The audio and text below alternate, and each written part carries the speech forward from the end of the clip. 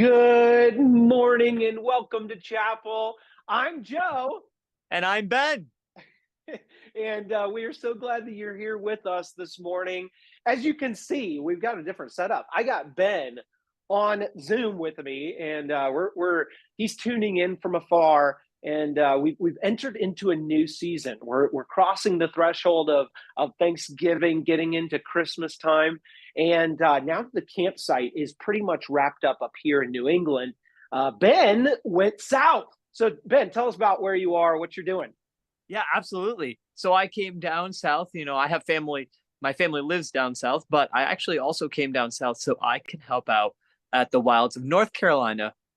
They've had a big hurricane that had come through, so helping them out with just some cleanup stuff, maybe even helping staffing some of their camps as well, because they've got camps that continue into the winter Yep. because they can Yep. do that down here. Um, Yeah. but then also next week, here at the wilds of North Carolina, we have what they call the big brain burning week. It's where all the program staff gets together for this designated week, Yeah. and they sit there and they talk about, okay, what are we going to do for fun time? What kind of skits are we going to do for fun time?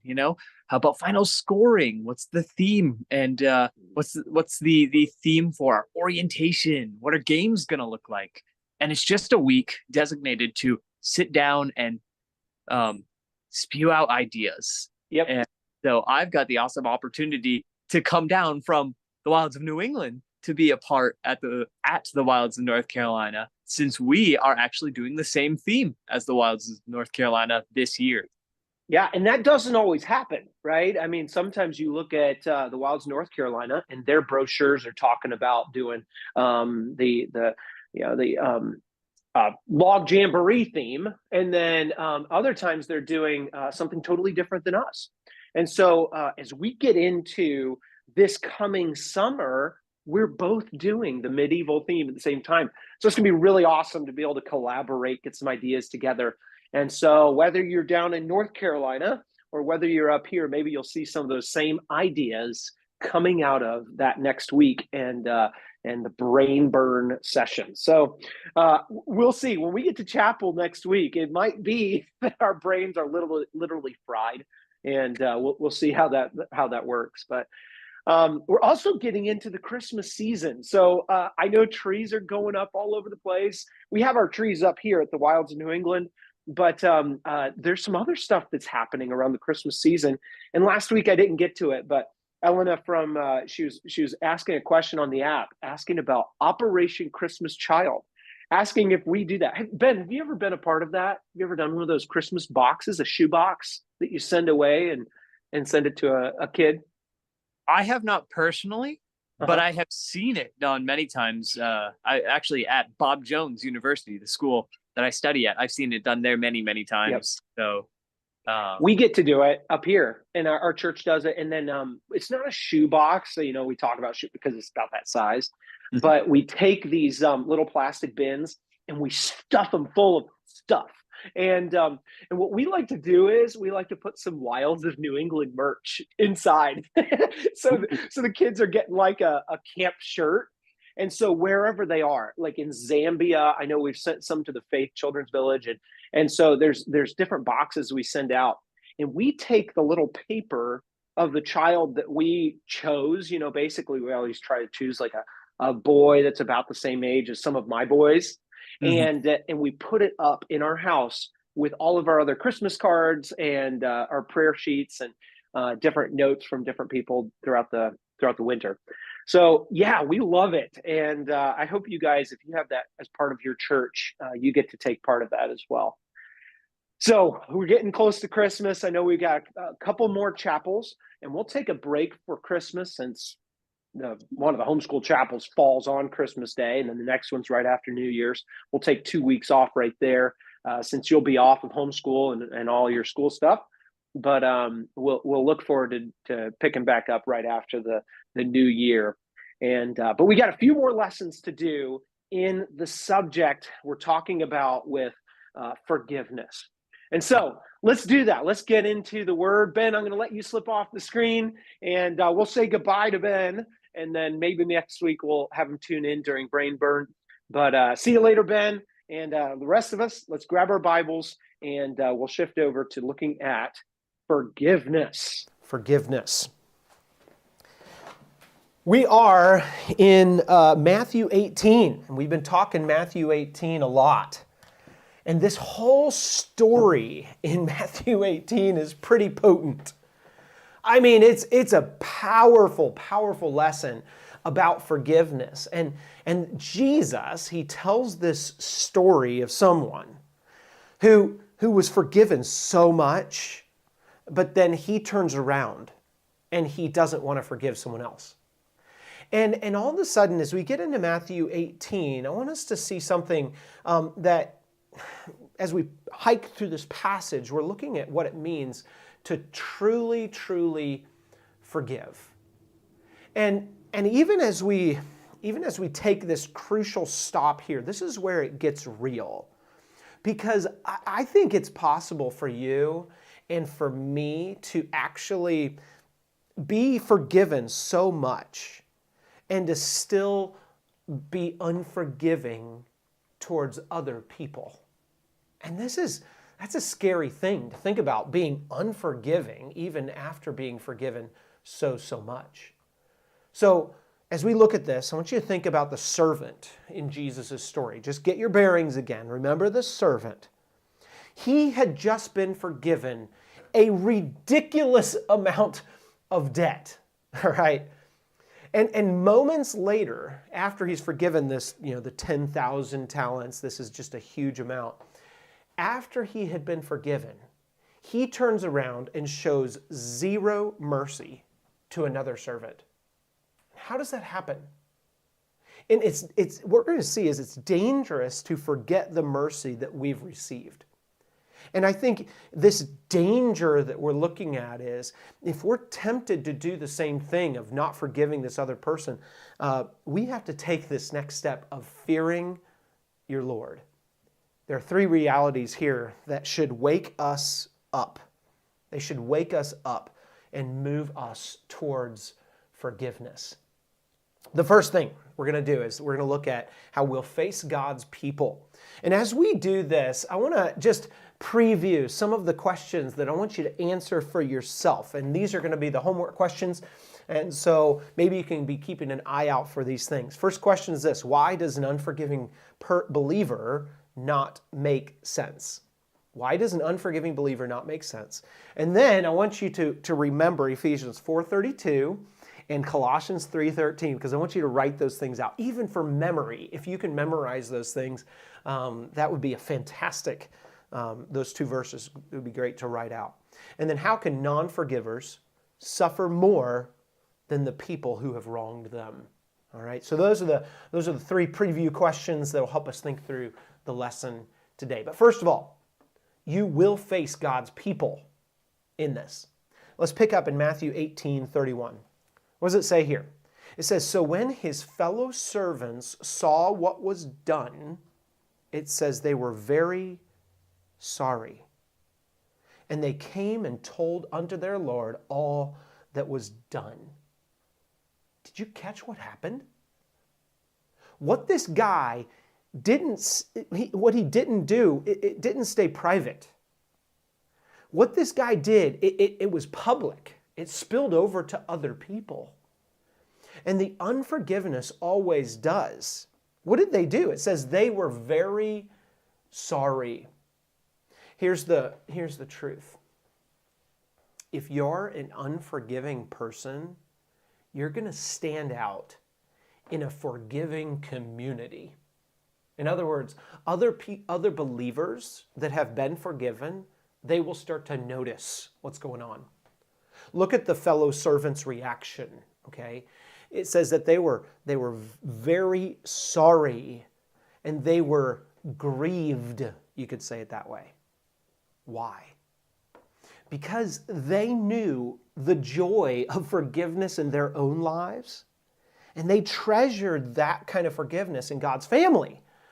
And so they saw this disconnect between the king's mercy toward that servant and the bitterness in this guy's heart. And it hurt them to watch someone who had been forgiven so much just refuse to forgive someone else. They couldn't just stand by. And the Bible says that they went to the king and they told him what had happened. And that's what happens today too. When someone else refuses to forgive, God's people notice. And what do? How do they go to the king? Hopefully they go to the king in prayer. They go to the king and they ask for God to work in this person's heart. So if you're holding on to bitterness, do you realize that people in the church, like your family, maybe even your friends, hopefully those people are praying about you. They're burdened by the damage that bitterness causes. The bitterness that it causes to you, to others, to the testimony of our forgiving King. And here's the thing. God always listens. So this is a wonderful thing that you get to face God's people when you are in sin, because they will start to see that there is they will see that you have been unforgiving and they want you to come back. So you'll face God's people and you will also face God's rebuke. Now, we're back in the king's court. I want you to picture this, okay? Enter back into the king's court with this unforgiving servant. And the king calls his servant back in, and it's tense. I mean, you can almost hear the silence echo in this hall. I know that doesn't really make sense. But you can hear the silence. And the king says, "Oh, thou wicked servant." He says, "I forgave thee all of that debt. And because thou desirest me, I forgave all of that. Shouldest thou not have had compassion on thy fellow servant, even as I had pity on thee?" He says that in verses 32 and 33. Let's break this down, okay? Here's the accountability. The king reminds the servant of the massive debt that he had been forgiven. He's holding him accountable for his refusal to show this same kind of mercy to someone else. The king holds him accountable. Basically says, "I did this for you. Why aren't you doing this for someone else?" And then he sends an accusation. What is the accusation? The king doesn't sugarcoat anything here. I mean, he calls the servant wicked. Now, up here in New England, okay, we use that word in different ways. I see wicked salons and wicked whoopie pies, and wicked is this term. Now, here, this word is not a good term, okay? The word literally means hurtful or vicious. And get this, in the same word, it's often used to describe Satan himself. I mean, look at passages like John 17:15 and Ephesians 6:16, talking about the armor of God, and 1 John 2:13. It's describing Satan as wicked. So that's not a label that any of us want to hear for us. And here, the king is accusing this man of being wicked. What's the expectation then? The king expected the servant to reflect his mercy, the king's mercy. "I showed you this mercy. Shouldest not thou also have had compassion?" Basically, he's saying, "I did this for you. Why aren't you doing this for other people?" This is just an expectation. It should just be natural for you to want to forgive other people. So let's be real. When we refuse to forgive, we're not just hurting other people. We're offending God. So you'll face God's people, you'll also face God's rebuke in this area. And we're offending God, and we're saying His mercy isn't enough for us to pass on to someone else. And that's a serious problem. Basically, the king is saying, your mercy reflects my mercy. And the question, it should pierce straight to the heart of the unforgiving person, this person should understand the gospel. And what does it say in chapter 18, verse 33? It says, shouldest thou not also have had compassion on thy fellow servant, even as I had pity on thee? Jesus is teaching us that when we forget the mercy that we've received, we cannot truly extend forgiveness to others. As the scripture says in Colossians 3:13, this is one of those verses I want you to memorize.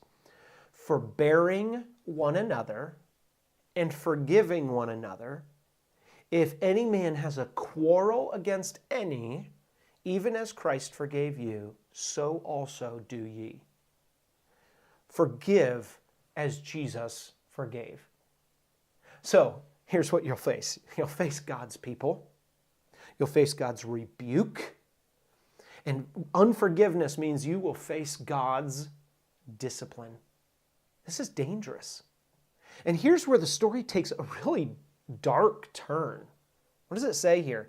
It goes on and it says that his Lord was wroth with him. Okay, that's a cool word. His Lord was wroth with him and delivered him to the tormentors till he should pay all that was due unto him.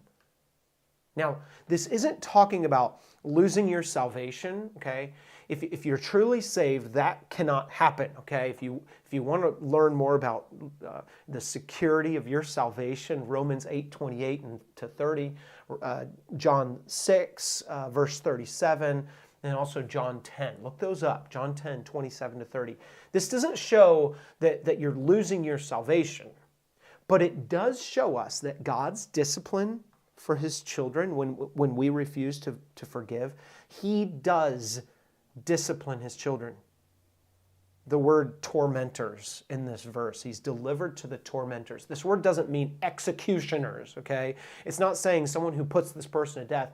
It means the jailers or the torturers.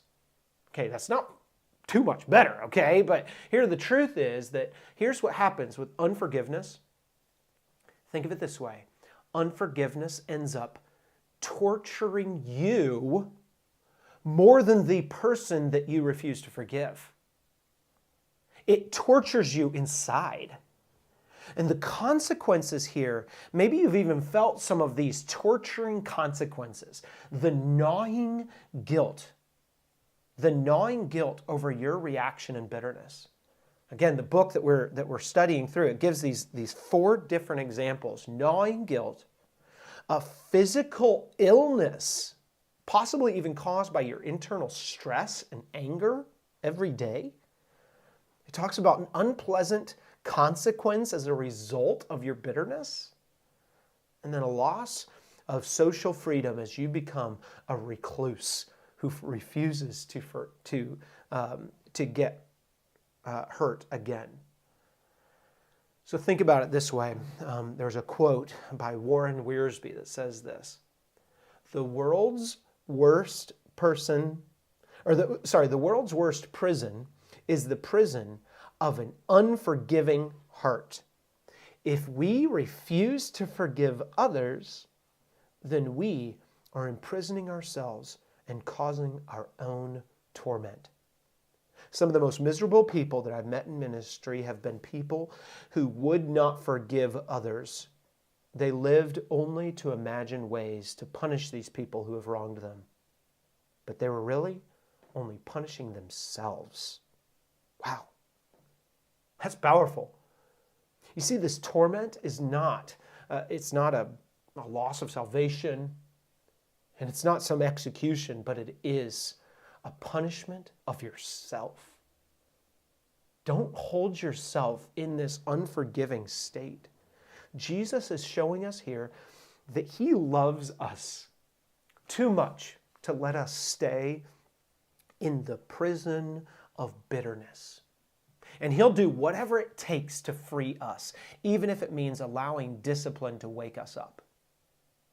So, where will your story end? We're not done with this series, but I want you to think of it this way. When you were forgiven by God, your 10,000 talent sin debt, you gained a new responsibility. You gained the responsibility of forgiving other people. So let me ask you, where will your story end? Will it end in verse 27, where we see the mercy and the joy that comes from forgiveness? Or will your story end in verse 34, where there is bitterness and misery? Jesus finishes with a warning. And his warning here in Matthew 18, verse 35, it says this: "So likewise shall my heavenly Father do also unto you, if ye from your hearts forgive not every one his brother their trespasses." Guys, we want to see forgiveness extended not just to us, but we want to see it extended from us. So, where will your story end? You'll face God's people, and they will be praying for you. If you have an unforgiving heart, you can almost guarantee that people will be praying for you. And you'll face God's rebuke. And God's rebuke is hard. It's hard to hear, but it's true. And God's discipline is that you'll be locked in this prison of bitterness. And it's miserable. So as we conclude today's lesson, I want you to take some time just to meditate on a few questions and answer some of the homework questions here. We'll put them up on the screen, but take some time to do the homework form. First question is this: why does an unforgiving believer not make sense? Why does an unforgiving believer not make sense? And hopefully it makes sense to you that when you're forgiven much, you should forgive. And then remember those verses I mentioned, Ephesians 4:32 and Colossians 3:13. Take some time to write those out. And even if you can quote them, I want you to write them out from memory and see if you can put those things in your heart. And then how can non-forgivers suffer more than the people who have wronged them? This is dangerous stuff, guys. Being unforgiving is dangerous. And don't live in an unforgiving state like this servant. Well, guys, that's all the time we have for today. So we'll be picking back up with our lesson next week. We'll see Ben at Brain Burn. Okay, so don't miss next week's chapel. We'll see you then.